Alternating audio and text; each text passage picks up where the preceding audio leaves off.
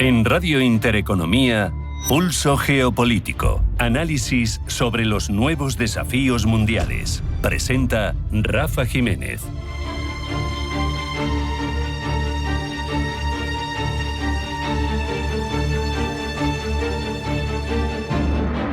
Tregua entre Israel y Líbano. ¿Llegará a buen puerto? ¿Será algo más que un titular? Bienvenidos a Pulso Geopolítico. Beirut celebraba disparando al aire familias desplazadas que empezaban a moverse hacia el sur. Una tregua de 10 días entre Israel y Líbano que era anunciada por un Donald Trump acostumbrado a triunfalismos, con esa retórica habitual de quien necesita victorias tangibles, presentables ante su electorado. Pero esto puede no ser más que apenas una pausa en una guerra que no ha terminado y cuyas cuestiones profundas, candentes, siguen sin resolverse. De hecho, no hay que dejarse llevar ni por el optimismo fácil, pero tampoco por el cinismo sistemático, por un escepticismo que nos condene a no ver avances en nada. Este acuerdo es un punto más dentro de un tablero mucho más complejo. Su significado geopolítico puede ir, debe ir más allá de los titulares en torno a Netanyahu y aún hablando por teléfono. Es el carácter genuinamente histórico, relevante, de un contacto diplomático directo entre Israel y Líbano cuando los dos países llevan enfrentados desde 1948 y la relación entre ambos ha sido una combinación de guerra de baja intensidad, acuerdos informales, presencia permanente, y esto es verdaderamente perturbador, de Hezbollah como actor que ha impedido hasta ahora cualquier normalización, que no reconoce, ya saben, como buen proxy de Irán para nada a Israel. Es evidente que Washington media, presiona, que Trump tiene autoritas y tiene soldados, tiene capacidad para intentar poner sobre la mesa lo que sucedería en caso de que no se avengan a razones ambas partes. Pero al final este tipo de acuerdos contienen ambigüedades que son potencialmente peligrosas para que lleguen a buen puerto. La posición israelí sobre el sur del Líbano es una de ellas. Netanyahu acepta el alto el fuego, pero deja claro que las tropas israelíes no se van a mover ni un centímetro, no se van a retirar. Va a haber una zona de seguridad de 10 kilómetros al norte de la frontera, porque Israel se reserva el derecho a responder militarmente en cualquier momento contra ataques, y pueden ser planeados, inminentes, en curso, no necesitan estar haciéndose en ese momento.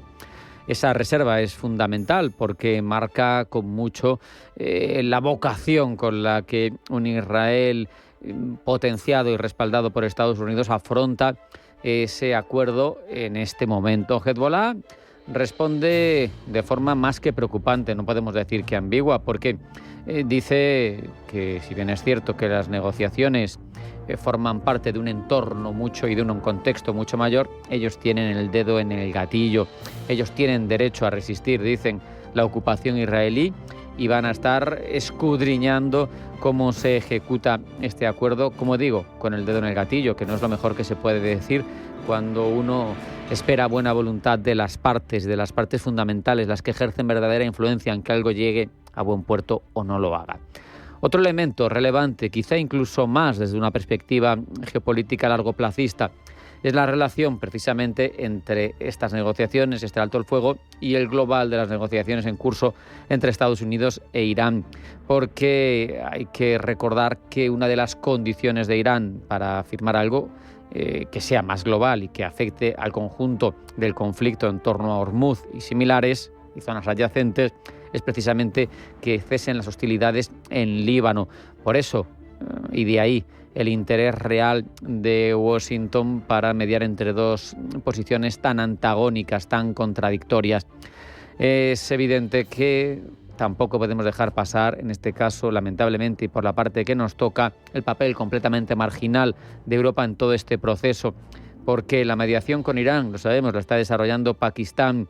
Francia y Reino Unido están organizando una cumbre, pero no en el seno de la Unión Europea, sino de los países no concernidos directamente por los ataques en Hormuz, para intentar garantizar la seguridad en el estrecho. La tregua, en este caso, la que se refiere al Líbano, negociada directamente por Washington, también, obviamente, es parte fundamental en la negociación con Irán. Entonces, ¿qué sucede con la Unión Europea? ¿Dónde queda? Es el actor más afectado en lo geopolítico, en lo internacional, porque, por un lado, económicamente se ve afectado por Hormuz, como no puede ser de otra manera, pero por otro no tiene nada que poner sobre la mesa y esa autoritas de la que hacía gala históricamente no vale para nada ahora mismo, en un tiempo de conflictos, en un tiempo de poner sobre la mesa portaaviones, de poner sobre la mesa infantes de marina, como está haciendo Estados Unidos, bombardeos, capacidad militar, la Unión Europea, que se rearma a marchas forzadas. De hecho, sobre eso hay mucho que hablar, sobre cómo se configura en cada uno de los socios ese rearme. Llega tarde. ¿Nos va a dar tiempo a subsanar ese desfase, ese decalaje? Pues veremos, pero ahora mismo lo que está claro es que no pintamos nada en todos esos procesos. Y no podemos olvidar tampoco, para cerrar el círculo de alguna manera, el propio Líbano, un país que merece un análisis en profundidad, que no tenemos ahora tiempo de hacer, pero que es un Estado en reconstrucción institucional desde hace años, pluriconfesional, con una realidad étnica complejísima, con un Estado dentro del Estado, como ha sido la propia Hezbollah, asumiendo funciones que muchas veces no ha podido el Estado oficial asumir, con un monopolio de la violencia delegado que, en ese caso, si no lo tiene el Estado oficial, ¿qué sentido tiene su existencia? Con múltiples atentados cruzados, muertes, intentos de romper las legitimidades. El caso es que tenemos un país devastado, con acuerdos políticos más que precarios y que no han servido de momento para dar una estabilidad a un país que en su momento sí fue una cierta perla del Mediterráneo, pero que en definitiva nos pone sobre la mesa ahora mismo una tregua interesante, real, de momento, en una crisis que sigue siendo, sin embargo, extraordinariamente frágil. 10 días es poco tiempo, pero a veces, si esto se configurara, si esto se consolidara, 10 días serían suficientes para que algo que estaba en principio muy lejos empiece, por lo menos, a ser concebible con visos de verosimilitud. En cualquier caso, como digo, los mimbres sobre los que se ha urdido esta trama ahora mismo son muy frágiles. Esperemos que llegue a buen puerto, es motivo de esperanza, pero no hay demasiada garantía. Hacemos un alto en el camino, como siempre, después de una pequeña pausa, llega la información geopolítica que elabora Blanca del Tronco. No se marchen, porque sigue Pulso Geopolítico.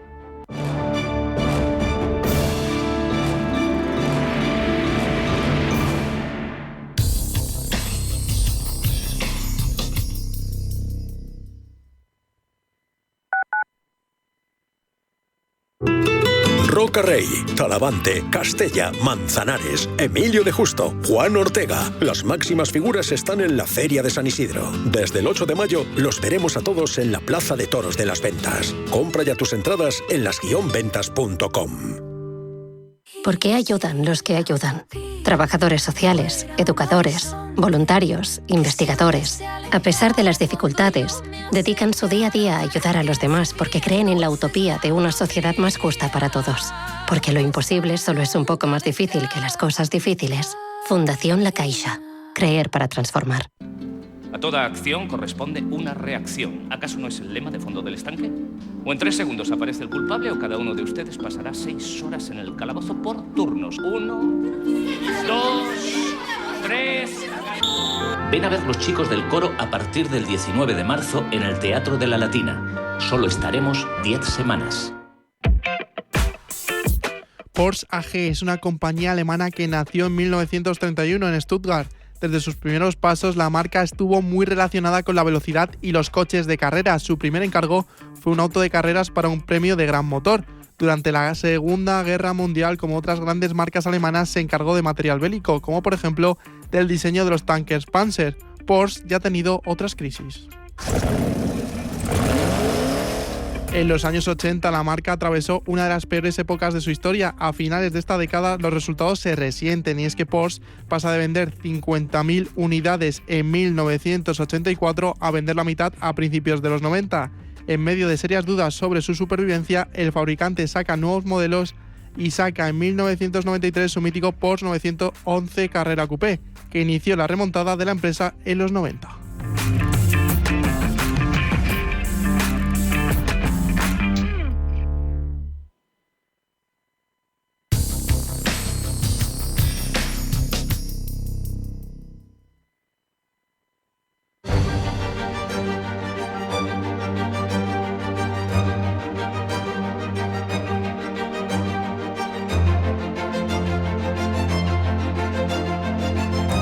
En Radio Intereconomía, Pulso Geopolítico. Vamos ya con la información geopolítica que elabora Blanca del Tronco. Blanca, bienvenida, buenas tardes. Buenas tardes. Estados Unidos e Irán mantienen la tregua pendiente de una nueva ronda de negociaciones. Ronda que no se concreta mientras Donald Trump insiste en que la guerra está a punto de terminar sin esclarecer su plan de ruta hacia el fin del conflicto. Pakistán, entre tanto, intensifica sus contactos diplomáticos para evitar el colapso de las negociaciones y presionar a Teherán y Washington para fijar la fecha de una segunda ronda. Avanza el primer día de alto el fuego entre Israel y el Líbano. Y lo hace en medio de denuncias de Beirut de haber registrado algunos ataques después de la entrada en vigor de la tregua temporal. Un gran número de desplazados han comenzado a regresar este viernes a sus hogares en los suburbios meridionales de Beirut y en el sur del Líbano. En París, entre tanto, cumbre internacional encabezada por Francia y Reino Unido para buscar la manera de reabrir el comercio naval en el estrecho de Hormuz. Una treintena de países participarán en esta cita que abordará la posibilidad de poner en marcha una misión naval puramente defensiva para garantizar la navegación de manera concertada por Irán y una vez que finalice la guerra. Por parte de España será el ministro de Exteriores, José Manuel Álvarez, quien participe de manera telemática. Perú sigue pendiente del escrutinio de las elecciones presidenciales. El margen entre el izquierdista Roberto Sánchez y el ultraderechista Rafael López Aliaga se ha reducido al mínimo a la espera de que comiencen a resolverse las actas impugnadas en las que hay en juego alrededor de 1 millón de votos. El FMI restablece relaciones con Venezuela tras 7 años suspendidas. El Banco Mundial también anuncia la reanudación del contacto con el país. En Venezuela, entre tanto, continúan las protestas sociales a favor de la subida de los salarios y por las deficiencias en el suministro de agua. María Corina Machado inicia visita a España. La Premio Nobel de la Paz se ha reunido en nuestro país con Alberto Núñez Feijóo, también lo hará con Isabel Díaz Ayuso, José Luis Martínez Almeida y Santiago Abascal. También lo hará con la comunidad venezolana residente en el país. El Papa continúa su visita a Camerún. Allí celebra una misa en el Japoma Stadium de Douala y visitará un hospital. Ya por la tarde regresará a la capital para un encuentro con el mundo universitario en la Universidad Católica. Concluyen las reuniones del FMI y el Banco Mundial. Lo hacen con la publicación de los informes regionales de Europa y de América y el mensaje insistente de que la guerra contra Irán ya está infligiendo un daño económico global, el cual puede agravarse a medida que se prolongue el conflicto.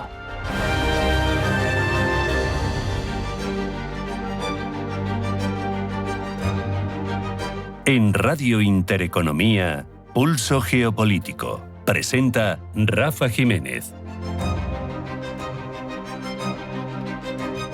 Profundizamos, Blanca, en todas las informaciones. Seguimos pendientes de la vía diplomática porque se prepara una posible nueva reunión entre Estados Unidos e Irán en Pakistán. Tras el primer contacto en Islamabad, que terminó sin acuerdo, ambas partes mantienen abiertos los canales y el gobierno pakistaní intenta organizar una segunda ronda, aunque por ahora sin fecha confirmada. Sobre la mesa los mismos puntos de fricción: el programa nuclear iraní, las sanciones económicas y el control del estrecho de Hormuz. Desde Washington se habla de avances y de un posible encuentro en cuestión de días, pero la negociación sigue condicionada por la tensión sobre el terreno, especialmente tras la frágil tregua en Líbano. Y es que apenas unas horas después del anuncio de tregua entre Israel y Líbano, las acusaciones ya se cruzan. Ambos lados denuncian violaciones del alto el fuego. No hay todavía un balance claro de los incidentes, pero el patrón resulta familiar. La tregua entra en vigor sobre el papel, mientras en el terreno sigue la tensión. Históricamente no es una excepción, es de hecho un comportamiento bastante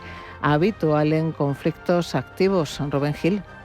En la guerra del Líbano de 2006, el alto el fuego aprobado por la ONU comenzó el 14 de agosto a las 8 de la mañana. Sin embargo, en las horas siguientes, Israel denunció operaciones de Hezbollah y Hezbollah acusó a Israel de continuar incursiones. La propia ONU reconoció incidentes durante las primeras 24 horas, aunque la violencia disminuyó progresivamente en días posteriores. Algo similar ha ocurrido en Gaza en varias ocasiones. Durante la guerra de 2014, varios altos a fuego temporales fueron acordados y anunciados con horarios concretos, pero algunos se rompieron en cuestión de horas con lanzamientos de cohetes o bombardeos que cada parte atribuía al adversario. En Europa del Este, los acuerdos de Minsk II establecían un cese de hostilidades a partir del 15 de febrero de 2015. Sin embargo, los combates continuaron inmediatamente en zonas estratégicas como de Sálcevo. Organizaciones internacionales constataron que el alto el fuego no se cumplía plenamente desde su entrada en vigor. Y en los años 90, durante la guerra de Bosnia, se firmaron múltiples treguas locales que en muchos muchos casos duraron menos de un día. La fragmentación de los actores armados y la falta de control centralizado hicieron que las órdenes de alto el fuego no siempre se ejecutaran sobre el terreno. Los expertos en resolución de conflictos identifican varios factores que explican por qué muchas treguas se vulneran tan rápidamente. Desconfianza inicial, problemas de mando y control, ambigüedad en los términos del acuerdo y uso táctico del tiempo. Algunas partes aprovechan las primeras horas para reposicionarse. Por eso las primeras 24-48 horas suelen considerarse el periodo crítico de cualquier alto el fuego. Si en ese intervalo se reduce la violencia y se establecen mecanismos de verificación, la tregua puede consolidarse. Si no, el acuerdo corre el riesgo de quedar en papel mojado. En este contexto, lo que está ocurriendo ahora entre Israel y Líbano encaja en un patrón bien documentado: altos el fuego que necesitan tiempo y control efectivo sobre el terreno para convertirse en algo más que en una declaración política. Desde Camerún, el Papa León XIV ha condenado que Donald Trump gaste miles de millones de dólares en guerras mientras reduce las partidas de los servicios sociales. Lo cierto es que aún se desconoce la cifra oficial del gasto de Washington en el conflicto de hoy, pero muchos garantizan que el coste oscila entre los 50.000 millones de dólares y los 240.000. Una cifra desorbitada, sobre todo si la comparamos con la de otras guerras ajustadas a la inflación y teniendo en cuenta sus diferencias. A Pablo Llanone.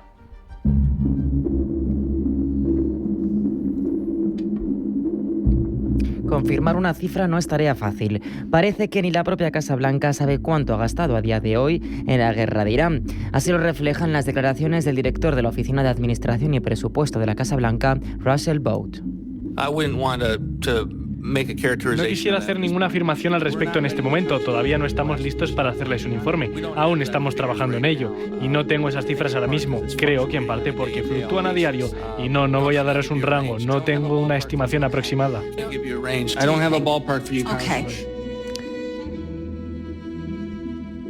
Estas declaraciones tuvieron lugar durante una comparecencia en la que los legisladores demócratas avasallaron a preguntas a Russell, dando por hecho que se había gastado como mínimo 50.000 millones de dólares en la guerra, una cifra que podría encajar teniendo en cuenta las pérdidas materiales y los daños que Estados Unidos ha sufrido durante el conflicto, pero que aún así esta cifra sorprende bastante si la comparamos con los gastos de otros conflictos que proporcionalmente, considerando la duración y pérdidas de entonces, fueron más baratos.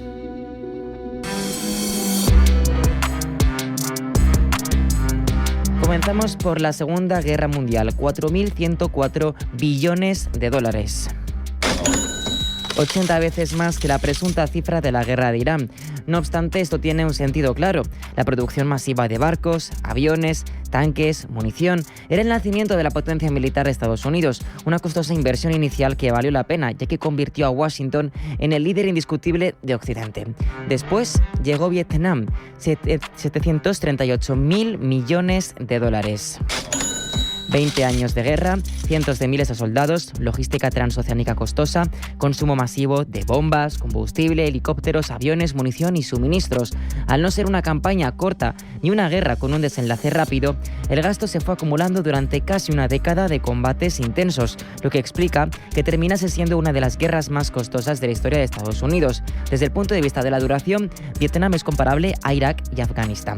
Tampoco fueron guerras cortas y cerradas, sino campañas largas con rotaciones continuas, bases, logística global, reconstrucción parcial, operaciones especiales y sostenimiento durante años. Se estima que solo Afganistán superó los 2 billones de dólares entre 2001 y 2019 y que Irak y Siria sumaron 2,89 billones en 2003, entre 2023 y 2023. Antes de estas guerras, que fueron post-11S, vino la Guerra del Golfo en 1990, cuyo precio es el único parecido al de Irán ahora mismo, 61.000 millones de dólares. Un año de duración frente a 49 días y el precio es casi el mismo que el de la guerra de Irán. ¿Qué ha pasado? ¿Por qué se ha encarecido tanto el coste de la guerra?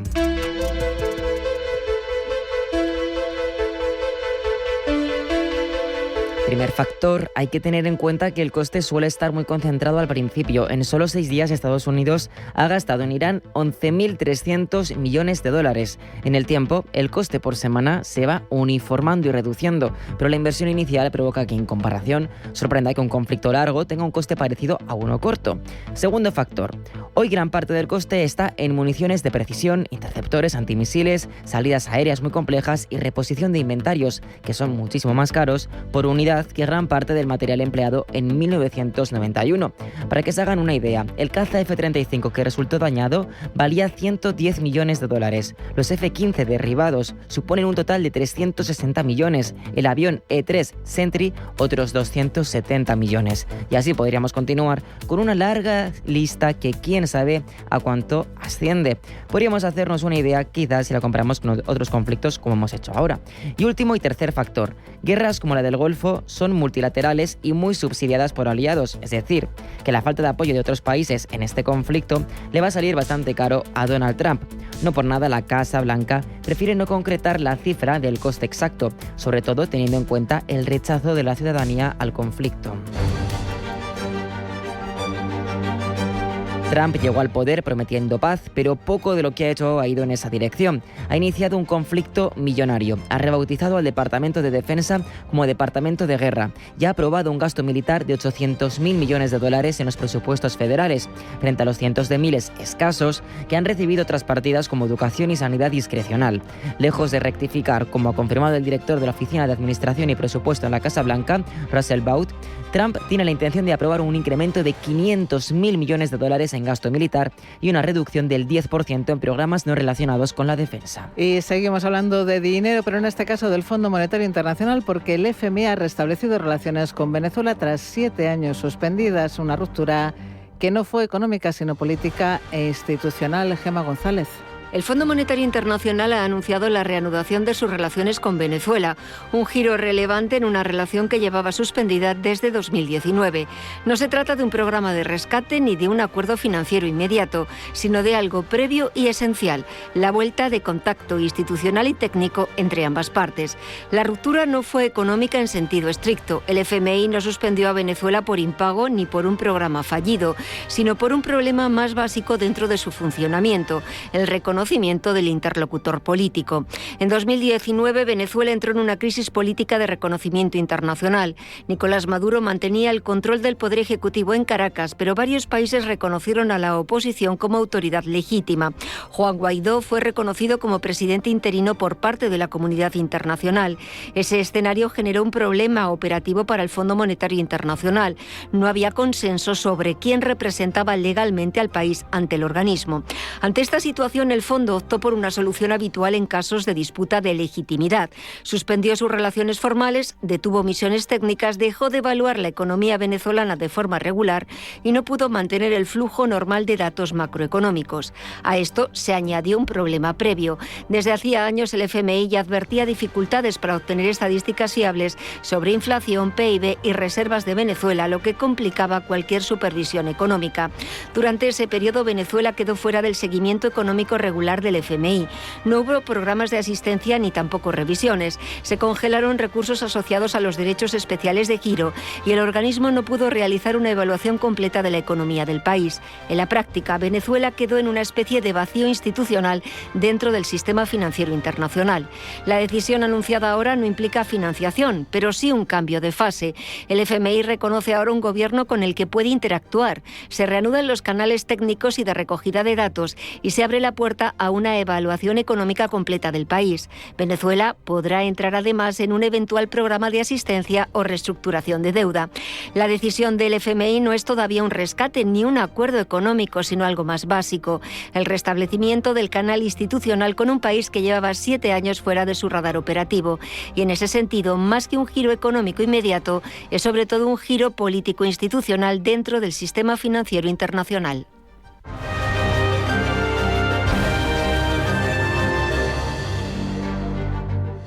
España va a ser el país más longevo del mundo. La cuestión es cómo vamos a vivir esos años de más. No nos vamos a conformar solo con cumplir años, queremos vivirlos al máximo. Y para eso, Asisa presenta Bienvejecer. Cuidarse hoy para vivir mejor mañana. Descúbrelo en bienvejecer.es. Asisa, mejor así. Empresa colaboradora de Teatro Real cerca de ti. ¿Estás listo para que tu evento de empresa sea algo único? Washow Madrid, donde cada detalle está pensado para inspirar, conectar y celebrar. Música, gastronomía y tecnología se unen para que tus invitados vivan una experiencia inolvidable.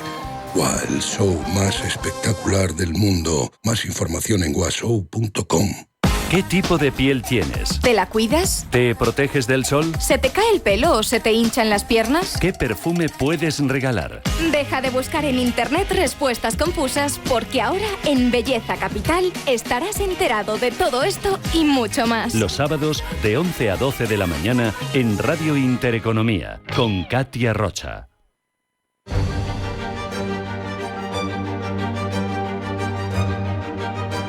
En Radio Intereconomía, Pulso Geopolítico. Repasamos cabeceras con la ayuda de Pablo Llanone. Pablo, bienvenido, buenas tardes. Buenas tardes. Le Monde cierra su portada internacional de la semana con la derrota de Orbán en Hungría y lo hace, paradójicamente, 5 días después de las elecciones. El medio asegura que los resultados electorales desestabilizan al partido ultraconservador PiS en Polonia. Como si de una fiebre se tratase, Le Monde asegura que el partido de Jarosław Kaczyński está en riesgo. Y es que el político polaco había prestado numerosos gestos de apoyo a Orbán durante su campaña. Una forma, asegura el medio galo, de mostrar su apoyo a un régimen considerado un modelo y un aliado. Ahora, sin embargo, el político polaco tiene dudas si podrá llevar a cabo un cambio de estrategia. The Guardian, entre tanto, mira hacia Canadá, donde Mark Carney afirma que es el momento de que su país se una más. El primer ministro canadiense ha declarado que gobernará con humildad, determinación y una clara comprensión de lo que exige este momento. Un instante oportuno para que Carney haga estas declaraciones después de que su partido haya arrasado en las elecciones parlamentarias esta semana tras un año en el poder. El medio británico mantiene además la mirada sobre Norteamérica. Nos habla también de México, donde la presidenta Claudia Sheinbaum muestra, según el rotativo, una postura firme, Pablo, hacia Donald Trump. Y es que el medio hace balance del progreso de las relaciones de Sheinbaum y Trump durante un año. Dice, la mandataria mexicana ha sido cautelosa, ha abordado las provocaciones de Trump con un tono mesurado y ha accedido a las peticiones estadounidenses de reprimir a los cárteles con mayor firmeza que sus predecesores.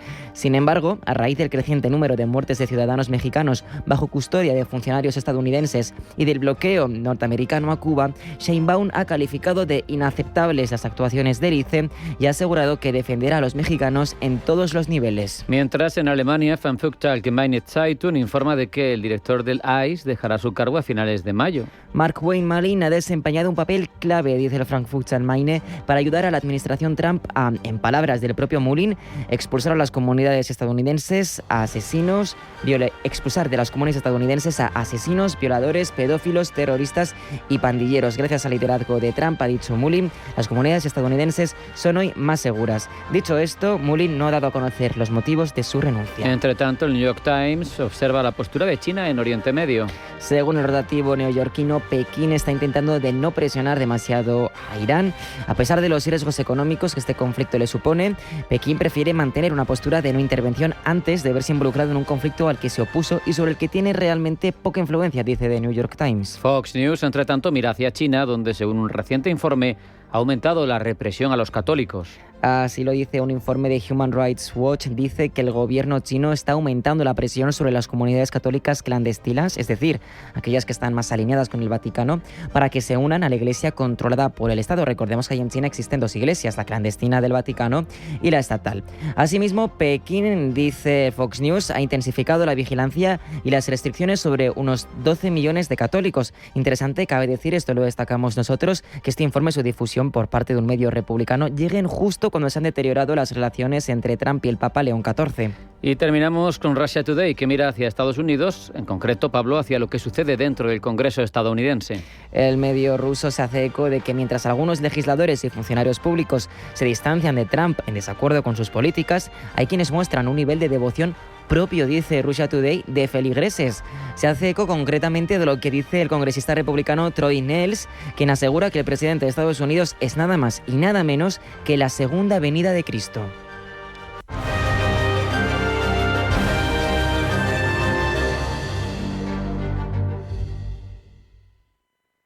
En Dursan no vendemos coches usados. En Dursan los reacondicionamos con precisión quirúrgica, estética, mecánica, interior. Dursan, como nuevo, listo para conducir. Tu coche en Arganda del Rey, Torrejón de Ardoz, Majadahonda o en automotordursan.com. No es nuevo, es Dursan. Hablar bajito. Ver llover. El pan caliente. El vino de Rioja. Hacienda López de Haro. La buena vida. En Capital Intereconomía te contamos cómo proteger lo tuyo sin dramas ni tecnicismos. Historias reales y claves prácticas para que planificar tu futuro sea casi fácil, seguro y coherente. Cada semana tu legado suena mejor con Legal por Naturaleza e Itziar Pernía. Los lunes a partir de las 10:30 de la mañana en Radio Intereconomía.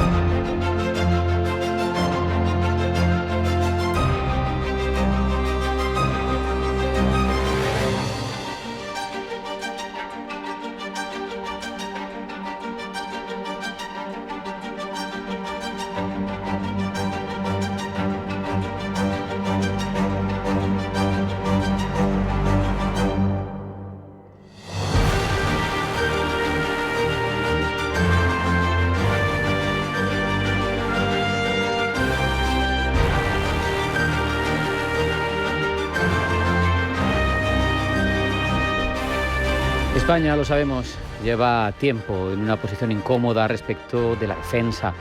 Miembro de la OTAN, aliada de Estados Unidos, socia fundadora de la Unión Europea, no, pero socia importante de la Unión, sí. Parte del E6 de Kleinbein, esa propuesta alemana del núcleo duro, pero también un miembro del bloque atlántico con poco gasto militar, en proporción al PIB al menos, según le han demandado, en un momento en el que Europa se quiere rearmar con ese Rearm Europe, con guerras activas a lo largo y ancho del mundo, pero también incluso en suelo europeo. El caso es que tenemos que tener claro hacia dónde va la política de defensa de nuestro país, si está en las mejores manos o no, si los cauces en los que se articula son los correctos o no. ¿De qué manera se hace? Yo creo que para hablar de ello, nadie mejor que Francisco Conde, diputado del Partido Popular, y sobre todo está aquí porque es presidente de la Comisión de Defensa del Congreso de los Diputados. Bienvenido a Pulso Geopolítico, un honor, Francisco. Muchas gracias. Pues muchas gracias por la invitación y por poder compartir estas ideas. Gracias. Yo creo firmemente, corrígeme si me equivoco, que la política de defensa tendría que ser, por definición, una política de Estado, ¿no? Que se mantenga en el tiempo, que se consensúe, por lo menos entre las principales fuerzas políticas, que no vaya tanto con el ciclo electoral. Yo te pregunto, en tu opinión, en España, ¿cómo estamos respecto de ese ideal? Pues lamentablemente estamos lejos, porque en estos momentos hay una división interna en el gobierno, en el propio gobierno, sobre lo que es la visión de la política de defensa desde el punto de vista de Estado. Y a partir de ahí hay una disociación y claramente una falta de diálogo, de consenso con los grupos parlamentarios y particularmente con el principal grupo de la oposición. Y eso está llevando a tomar decisiones improvisadas en muchos casos, pero sobre todo decisiones que responden a criterios más electorales que realmente dar una respuesta real a las necesidades que tiene España desde el punto de vista de la seguridad y de la defensa. ¿Algún otro obstáculo concreto tú ves que impida ese consenso? Bueno, creo que sinceramente, sobre todo el tener una visión de corto plazo, una visión fundamentalmente electoralista y fundamentalmente también que hay dos gobiernos realmente, ¿no? Y cuando tienes dos gobiernos, las decisiones nunca responden al sentido común y mucho menos responden al interés general, que es lo que tiene que estar detrás de una política de Estado como es la política de defensa. Si ahondamos, Francisco, algo más allá de esa fractura dentro del gobierno y hablamos del global, de la comisión, de todo el arco parlamentario y cómo entiende la defensa, cuando hablamos de falta de consenso en defensa, estamos hablando de que hay discrepancias reales, profundas, genuinas en lo ideológico, por ejemplo, sobre cuánto y cómo gastar, o incluso podríamos darle una vuelta al argumento y pensar que la defensa se utiliza como un arma de confrontación política. Bueno, fundamentalmente no hay confrontación política porque el gobierno ha decidido tomar todas las decisiones de política de defensa al margen del Congreso de los Diputados. Y por lo tanto, a partir de ahí no hay ninguna posibilidad ni de debatir ni de definir cualquier tipo de estrategia, tanto en el ámbito geopolítico como en el ámbito también de la industria de la defensa, que es uno de los aspectos importantes desde el punto de vista de la posición que tiene España en Europa y también en la propia OTAN. El Gobierno ha decidido darle la espalda al Congreso de los Diputados y todas las decisiones se están tomando al margen del Congreso y, por lo tanto, al margen de cualquier tipo de posibilidad de debate y de puntos de entendimiento, también, como no, en una política de Estado con el principal grupo de la oposición. Voy a ahondar en eso ahora mismo, pero antes te repregunto sobre esta pregunta, pero en el fondo, más allá de esa decisión, ¿crees que hay discrepancias profundas de fondo en cómo se concibe la defensa, al menos entre los dos partidos mayoritarios? Bueno, yo creo que hay una posición clara en un contexto geopolítico y geoestratégico enormemente complicado en estos momentos, en los cuales se está cambiando el orden multilateral del que veníamos después de la Segunda Guerra Mundial y donde la defensa y la seguridad de los países está en una de las agendas más prioritarias, ¿no?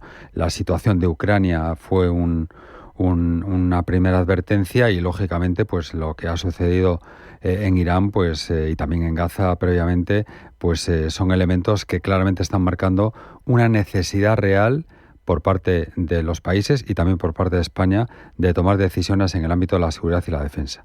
Y en ese contexto es donde deberíamos de estar trabajando porque España tiene unos aliados tradicionales, fundamentalmente yo diría que de forma prioritaria en Occidente.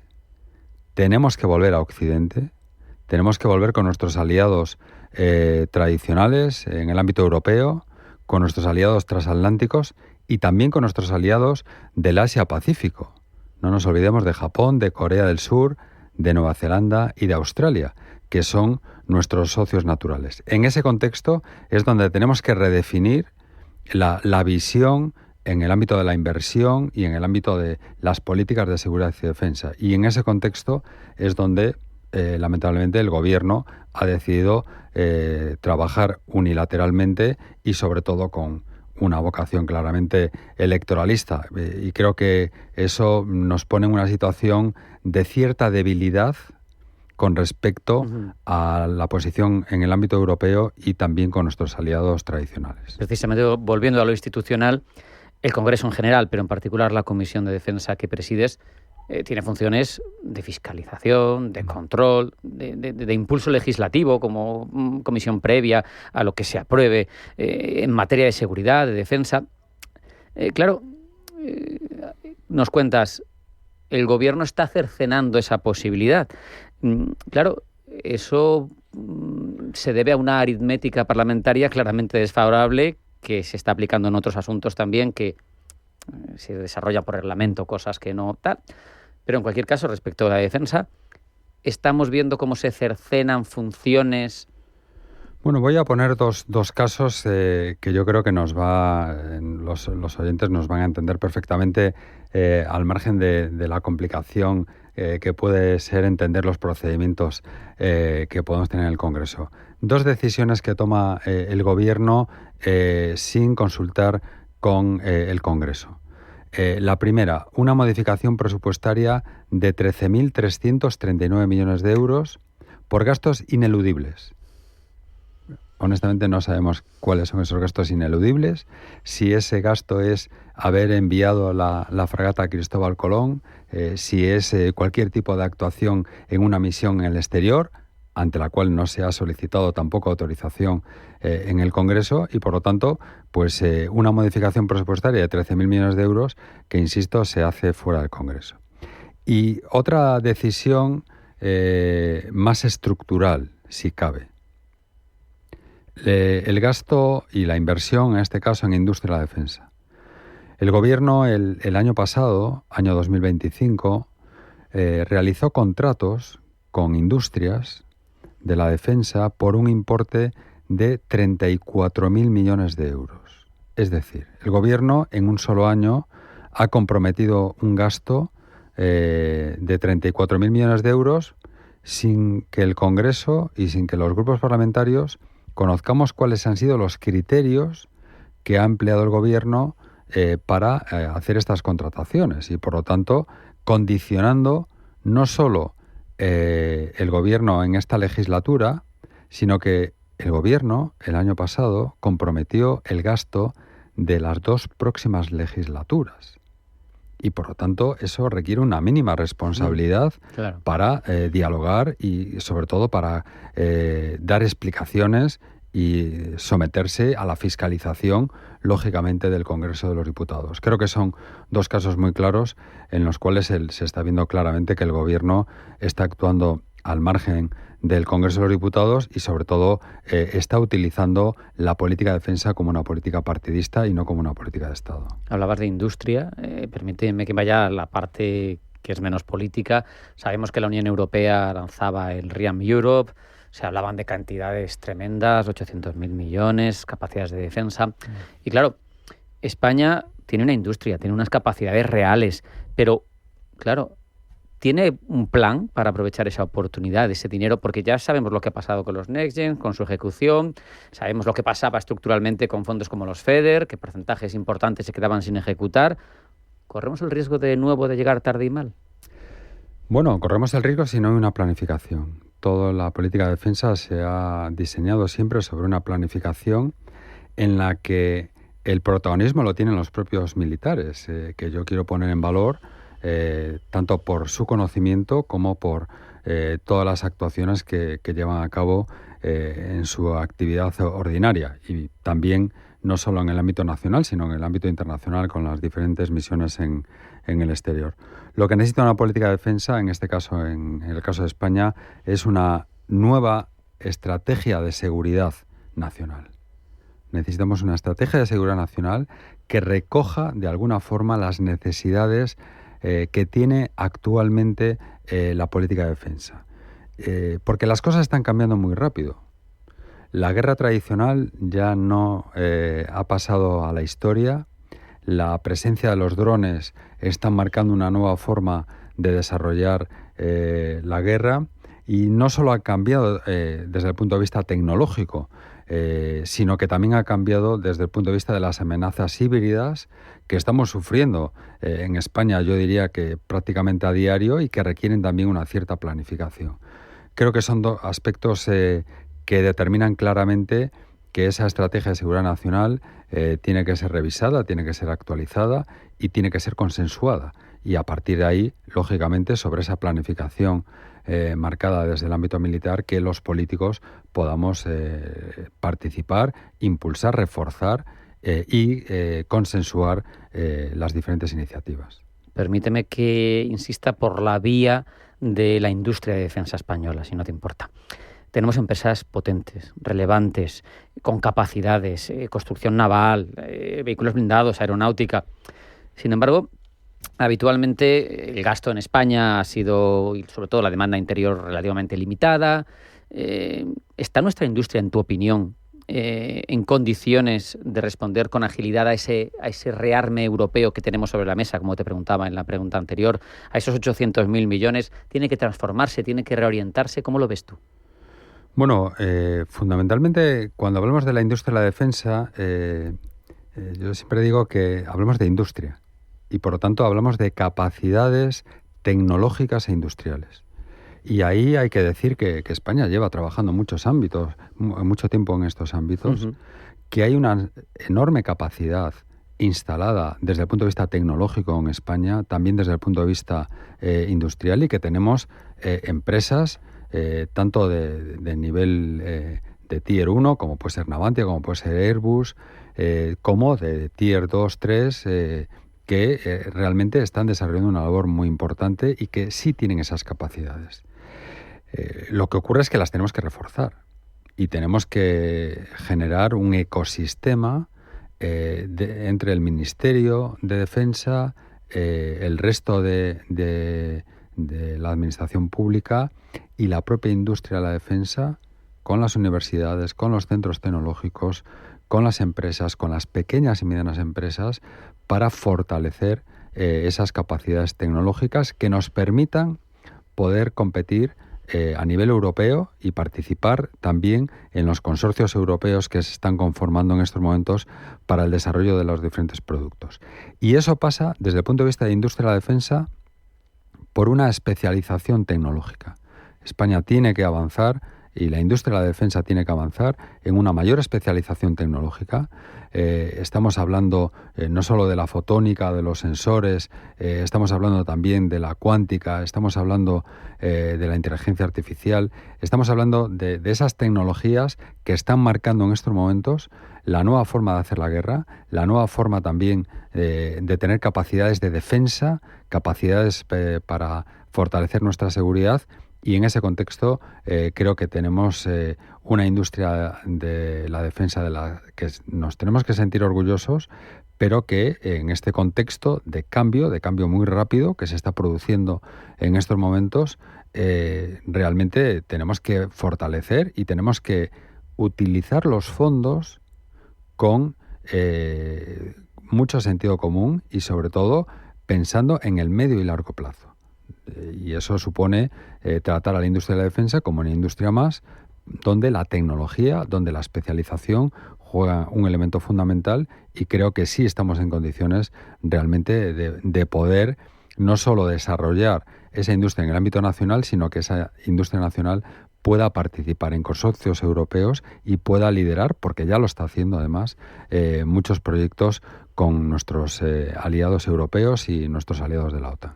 Somos un país soberano, pero tenemos pertenencia a un club supranacional y ese club supranacional quiere ser autónomo estratégicamente. ¿Qué opinas del debate entre priorizar empresas de defensa españolas en las contrataciones, objetivamente el mejor producto, aunque sea extranjero? Porque eso tiene muchas derivadas, algunas de carácter puramente económico, ¿no? Otras de carácter operativo o estratégico, de capacidades. Sé que había legislaciones que obligaban cuando le pides algo a un fabricante extranjero a que una parte muy importante se realice con partners españoles del terreno, pero es un asunto complicado, complejo. Bueno, es complicado, es complejo, no es sencillo. Desde el punto de vista militar hay dos objetivos que tienen que ser complementarios. Uno es el sostenimiento de las capacidades que ya tenemos y, por lo tanto, trabajar incluso en la modernización y en el ciclo de vida de capacidades que ya tenemos instaladas. Esto es una prioridad muy, muy relevante, y hay otros ámbitos en los cuales tenemos que también trabajar en el desarrollo de nuevos productos, nuevas plataformas que nos permitan dar esa respuesta en términos de capacidades militares. Y ahí, lógicamente, nuestra pertenencia a la OTAN nos está marcando de alguna forma qué capacidades tenemos que desarrollar. En ese contexto es donde realmente tenemos que centrarnos en esa especialización de la que hablaba antes, donde quiere jugar España un rol de protagonista y de liderazgo desde el punto de vista tecnológico, y eso nos tiene que llevar a marcar una serie de políticas muy centradas en la investigación, en el desarrollo tecnológico y en la innovación. Y a partir de ahí entender que en todo no podemos estar y en todo seguramente no podemos ser los líderes. Y ahí es donde ese liderazgo lo tenemos que compartir con la colaboración también con nuestros aliados para poder desarrollar productos en colaboración con ellos o incluso, ¿por qué no?, en algunos casos también comprar desde materiales o algún tipo de producto, porque ya digo, en todo no vamos a poder estar y lo que necesitan nuestros militares son los mejores productos posibles siempre para desarrollar esas labores de defensa y de seguridad. Por lo tanto, es una combinación donde hay un elemento vertebrador en la industria de la defensa que es fortalecer nuestra industria de defensa nacional. Y a partir de ahí, elementos de colaboración y de desarrollo compartido y de compras conjuntas que podamos hacer con nuestros aliados, tanto europeos como de la OTAN, y también, como decía antes, en el ámbito del Asia-Pacífico, para, de alguna forma, dar una respuesta a las capacidades que nuestros militares identifiquen en cada momento.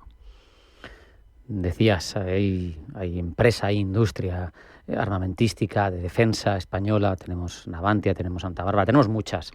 Tenemos Indra, tenemos Escribano. Sí. ¿Qué opinión te merece lo que ha sucedido en el caso de Indra Escribano? Tenemos GMV, tenemos SIA, hay muchísimas, tenemos una enorme capacidad, tengo que decirlo, y yo creo que hay que sentirse muy orgulloso.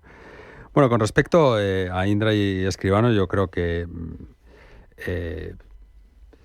el gobierno debería de entender que la defensa es algo muy serio y que, por lo tanto, no nos merecemos, y la industria, la defensa, no se merece, y los trabajadores no se merecen que el gobierno se haya tomado el intervencionismo que ha querido desarrollar en Indra pues como un pequeño show, ¿no?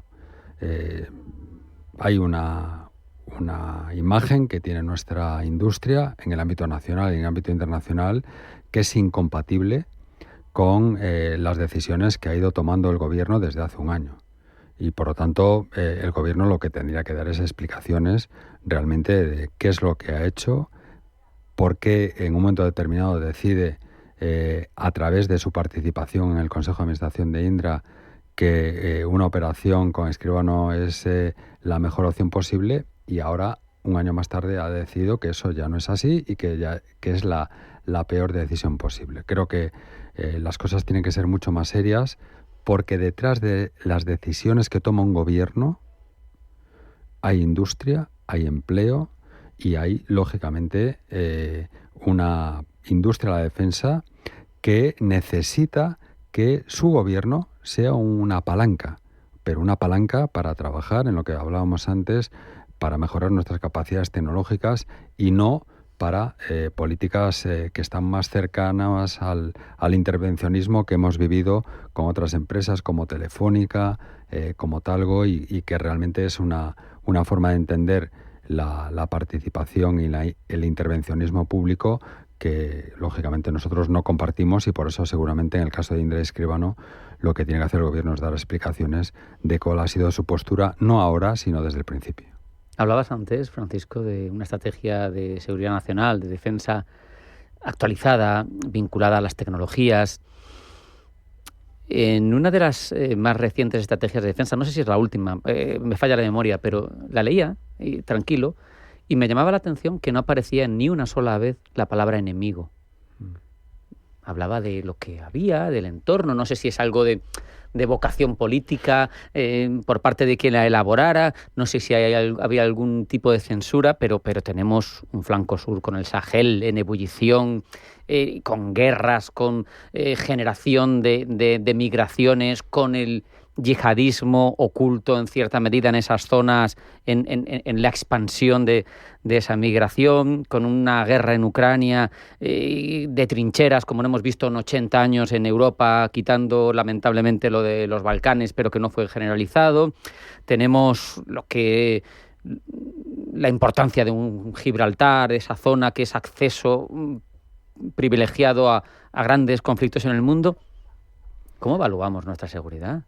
Bueno, nosotros lo que tenemos que identificar a través de esta estrategia es dónde están nuestros riesgos y nuestras amenazas. Y creo que ahí es donde realmente tenemos que desarrollar esa nueva estrategia de seguridad nacional, lógicamente en una visión compartida en términos de riesgos y amenazas con la propia OTAN, con nuestros aliados. Y es verdad que España tiene riesgos compartidos, tenemos riesgos también no compartidos, y por eso es tan importante desarrollar esta estrategia que nos permita dotarnos de las capacidades para poder hacer frente a esos riesgos de amenazas. Porque, perdóname que te interrumpa, el flanco sur teóricamente no es cometido de la OTAN. Bueno, sí es cometido. De hecho, el flanco sur, la propia OTAN ha designado un embajador específico para el ámbito del sur europeo, que además está liderado por un español. Yo me refiero a África. Sí, pero lo que quiero decir es que sí forma parte también de las prioridades de la OTAN, igual que el este. Es verdad que en estos momentos el flanco este es lo que está marcando la prioridad en la actuación de la OTAN. Y nosotros desde España lo que tenemos que marcar en el propio marco de la OTAN es que el flanco sur tiene que estar en la agenda prioritaria de la OTAN. Y por lo tanto que hay un riesgo y una amenaza que viene del Sahel, y que ahí también tenemos que tener una respuesta desde el punto de vista del posicionamiento de la OTAN como organización y con la participación de los diferentes Estados miembros. Creo que en ese punto es un ámbito en los cuales nuestra estrategia de seguridad nacional tiene que marcar unas prioridades muy claras. Ya digo, donde en España ahora vemos todas estas amenazas un poco más en el este porque tenemos la guerra de Ucrania, la OTAN está actuando en ese flanco de forma prioritaria, pero efectivamente hay una posición que tenemos que tener en el flanco sur y donde la OTAN también tiene que estar lógicamente presente, y España dotándose de esas inversiones para, hacer frente con esa capacidad de disuasión y hacer frente a las amenazas y riesgos que puedan venir, no ahora en el corto plazo, que a lo mejor lo vemos muy lejano, pero sí en el medio plazo. Lo que preocupa ahora mismo, el foco está puesto en el este, como tú muy bien decías, y los países del este amagan, hablan de recuperar servicios militares, en algunos casos de forma un poco críptica y ambigua, como Alemania, en otros casos de forma mucho más clara. Ese debate aquí en España hace mucho que se tiene por delicado desde que en el año 2000, creo recordar, o 2001, se quitó el servicio militar obligatorio. ¿Qué opinión tenéis vosotros? ¿Qué opinión tienes tú sobre esa necesidad o no? Bueno, pues la opinión es que desde el ámbito político, y cuando hablamos de la política de defensa, tenemos que poner en el centro de la política al talento. Como en muchos otros ámbitos, hablamos de talento cuando hablamos del ámbito privado, las empresas, etcétera, de las propias universidades, en las Fuerzas Armadas también. Y tenemos que gestionar ese talento. Tenemos un enorme talento en estos momentos, pero es verdad que tenemos que gestionar y tenemos que anticiparnos ante unas necesidades no solo de captación desde el punto de vista de personal y de los ciudadanos que se quieren dedicar al ámbito militar, sino también de fidelizar y de retener ese talento en el ámbito de las Fuerzas Armadas. Y eso es una labor que tiene que ser prioritaria en una acción de gobierno, esa captación y esa retención de talento, de tal forma que podamos dotar a las Fuerzas Armadas de los recursos humanos y del talento que realmente necesita, porque desde luego podemos hablar de muchas capacidades y podemos hablar de tecnologías y podemos hablar de drones y podemos hablar de todo tipo de plataformas, pero la clave en una política de defensa siempre estará en el talento. Y creo que ahí España también está en una buena posición, pero tenemos que fortalecer las políticas de talento para captar y retener y, por lo tanto, dotar a las Fuerzas Armadas de los medios humanos que necesitan. Me atrevo a apuntar el desarrollo de la cultura de defensa también, porque en España las estadísticas dicen que los ciudadanos de nuestro país son los que menos defenderían a su patria en caso de guerra de forma armada. Bueno, sí, sin ninguna duda. Se habla mucho de la cultura de la defensa y todo lo que estamos hablando no tiene sentido si no hay una sociedad que está implicada y que también como sociedad le damos prioridad a la política de defensa y a la seguridad. Hay una realidad en el contexto mundial que marca que las políticas de defensa y de seguridad tienen que estar en la prioridad de los gobiernos, y creo que eso solo puede ser si es compartido también desde el punto de vista de la sociedad. Tenemos 20 segundos, 30 segundos. Una prioridad irrenunciable para que la política de defensa de España a futuro sea lo mejor posible. Una, rápido. Volver a Occidente. Tenemos que volver a Occidente con nuestros aliados europeos, transatlánticos y también Asia-Pacífico, con Japón, con Corea, con Australia y Nueva Zelanda, y por lo tanto a partir de ahí desarrollar toda una política que fortalezca nuestra posición nacional e internacional. Me encanta tu capacidad de síntesis. Francisco Conde, presidente de la Comisión de Defensa en el Congreso de los Diputados, muchísimas gracias. Un abrazo y hasta la próxima. Ha sido un placer y encantado de haber estado esta mañana en Intereconomía. Hasta aquí Pulso Geopolítico. Sean felices, pasen buena tarde y acudan siempre a su cita con nosotros. Esto es Pulso Geopolítico.